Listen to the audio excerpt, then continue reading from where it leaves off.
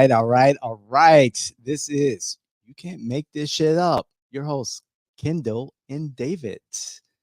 This is a Jay in Washington production. Thank you, John D. Maria. I did it, yes, for being our producer. And today we're going to talk about Anna Eskamani, Representative Anna Eskamani's recent introduction of legislation preventing criminalization of women who seek out and sought out and received an abortion in Florida. Um, Abortion is going to be on the minds of many Floridians for the next several months leading into November 2024. And it seems that Governor DeSantis made a false claim on television surrounding who is going to be criminalized for abortion. And so Representative Eskamani decided that she's going to address this particular issue with legislation. So let's go. Kendall, what do you have? Well, I just think I really love Anna Eskamani. She's very I don't know, she's just great. And so what she did is she introduced that legislation after DeSantis had claimed that women who received abortions would not receive like any criminal penalty for that. He had stated on TV, I think, that like only the people that like provide abortions, like a doctor, would be charged. But with the verbiage of the current law in Florida, that's not the case.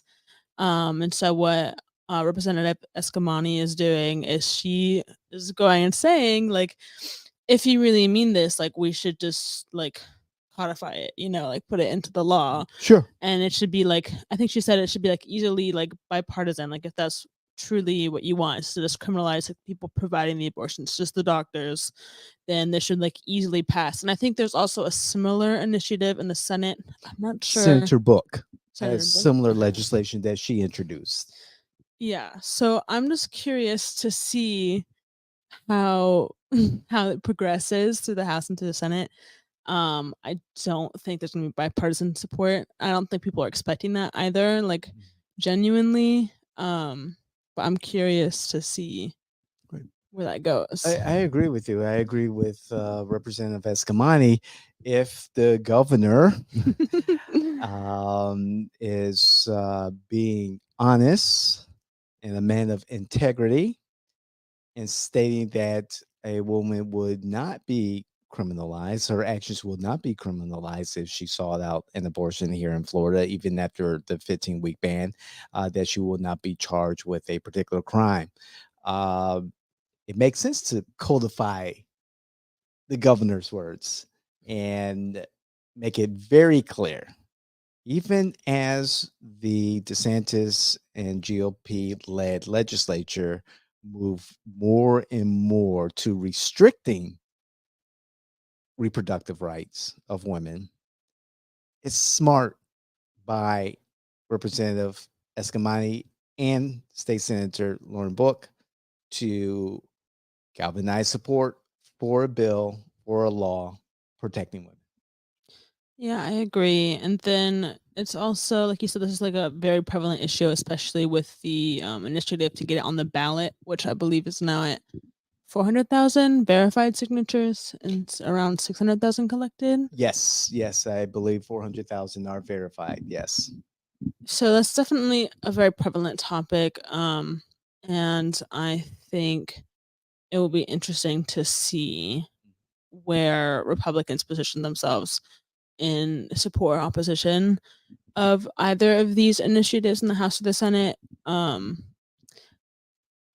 very curious. Like, are you going to like back the senator's words or not senator, back the governor's words, or are you gonna back down? Are you gonna hold your ground? Like, I'm just really curious to like the mindset. I had read that there's also I don't know if it was in the House or the Senate, someone that had introduced legislation for a potential 12-week ban. Yes, I believe that was another representative, Florida representative, who wanted to introduce a compromise bill of a 12-week abortion ban.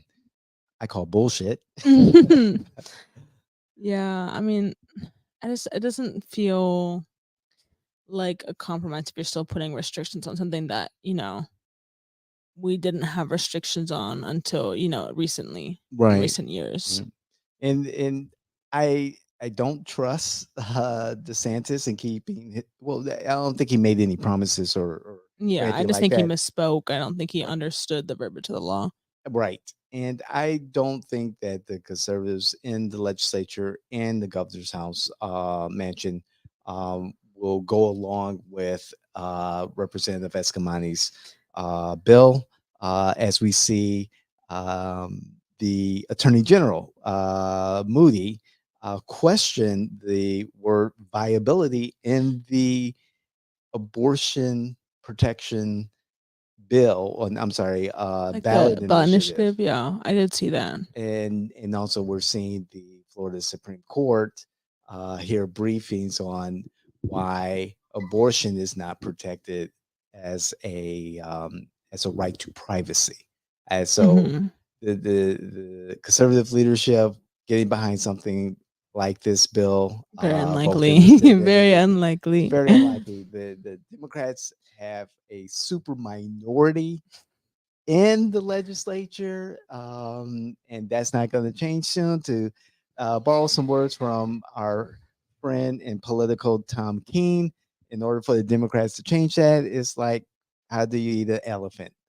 One bite at a time, and that's what the Democrats have to do, is slowly chip away at that supermajority by the Republicans, so that bills like this, the well-intentioned, um, good bills protecting people like Representative Escamani's bill will get passed, Yeah.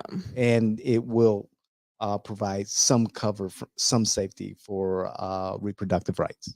Yeah. And on the topic of the challenge to the word viability, it just feels like very like disingenuous. Like it just feels like another like attack on what should be like you're right, like as a voter in Florida, like you have the right to get these things on the ballot, and like to feel like people are trying to suppress that just because they don't agree just feels like very like disingenuous. Like if I don't see why there's a problem with like leaving it up to people of Florida. Like if they can get the signatures and then the voters have the right to vote on the topic and how they feel about the topic, I don't know why people feel threatened by that, Right, right. unless it's because they know that the majority of Floridians support like some access to abortion. And I think that's what people are afraid of, Mhm. is that the voters will show up and will overturn like this legislation that it works so hard to get passed, because a majority of Floridians feel a certain way that like certain protections should be given for women that are seeking abortions. And whether we have a well-informed voter or not, and I know there's an argument, by conservatives and liberals alike, that voters are not the most educated on what's in front of them, particularly these ballot initiatives. However, like you said, Kendall, give the voters the opportunity to self determination, give them the opportunity to vote on matters that are important to them. And that's what the whole ballot initiative is all about. Mhm. Conservatives are chipping away, making it harder and harder to collect petitions, Mhm. to verify petitions, to certify the petitions by the Supreme Court. And every barrier that is put up against sensitive initiatives like the ballot initiative, just it just comes off as disingenuous when conservatives talk about protecting our freedoms and liberties. Mhm. And I do agree there should be like proper methods for verifying Mhm. like signatures. Like I don't disagree with any of that. I do think, like you said, there are attempts to make it like unnecessarily hard to get these passed. And it feels like almost like suppression like tactics. Um, but like I said, I don't see why there's an issue with leaving this up to Florida voters, especially with people that have like been like championing like states' rights on abortion issues. Then what better way to do that than to let the citizens of the state vote on the issue directly.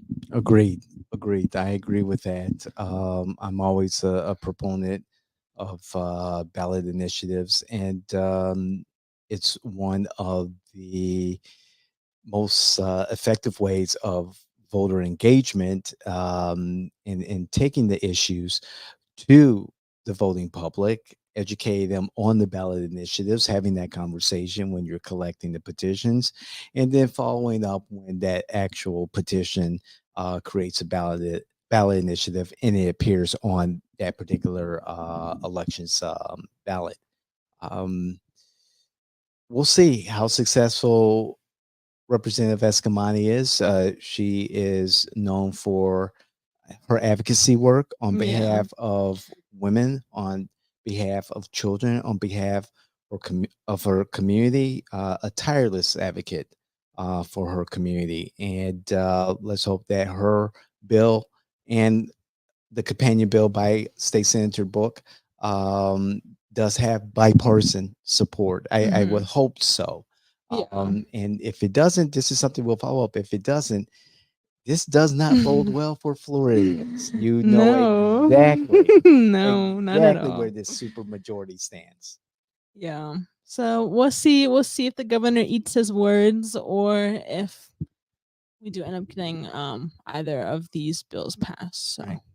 It's going to be a very, very interesting election cycle, and we're going to have a lot more content. It's particularly in regards to reproductive rights, ballot initiatives, in the election in 2024.